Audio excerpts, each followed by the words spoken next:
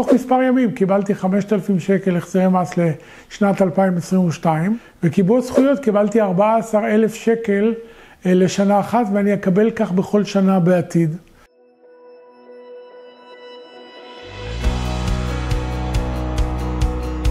שמי קובי אברדי, בן 68, קצין משטרה בגמלאות. לפני למעלה משנה וחצי נתקלתי בקבוצת וואטסאפ שנקראת הטבות מס. מצאתי שם רבים מחבריי השוטרים והגמלאים. באותו שלב גם אני לא הבנתי מה זה קיבוץ זכויות, החזרי מס, מה פתאום מגיע לי. מהשיחה הראשונה עם משה, הבעלים של טקס מאסטר, הוא נתן לי להבין שהלקוחות זה הדבר החשוב בעיניו.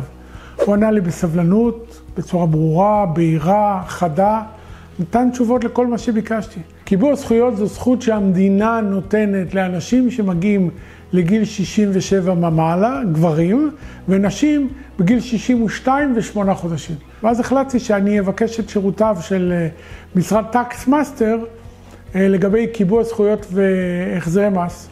תוך מספר ימים קיבלתי 5,000 שקל החזרי מס לשנת 2022, וקיבוץ זכויות קיבלתי 14,000 שקל לשנה אחת, ואני אקבל כך בכל שנה בעתיד. מול מס הכנסה, אני חושב שעדיף תמיד לעבוד עם מישהו שמבין בתחום. יכול להיות שאם הייתי הולך לבד הייתי מסתדר, אבל אולי הייתי גם מקבל פחות כסף. הם מקצוענים סופר דופר. השירות שלהם הוא שירות איכותי, סבלני, מקצועי. אני יש שם רואי חשבון, יועצי מס. כל אחד מתמחה בתחום המאוד מאוד ספציפי.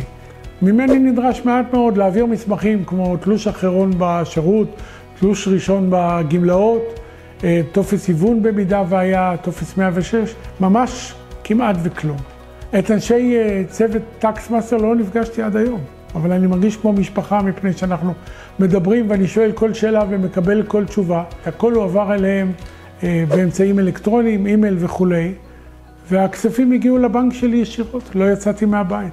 אני כבר המלצתי לחברים, מספר חברים שכבר פנו למשרד, גם לרעייתי, גם לאחי, גם לחברים טובים. אמרתי להם שאם צריך לבחור, תבחרו רק בטקס מאסטר.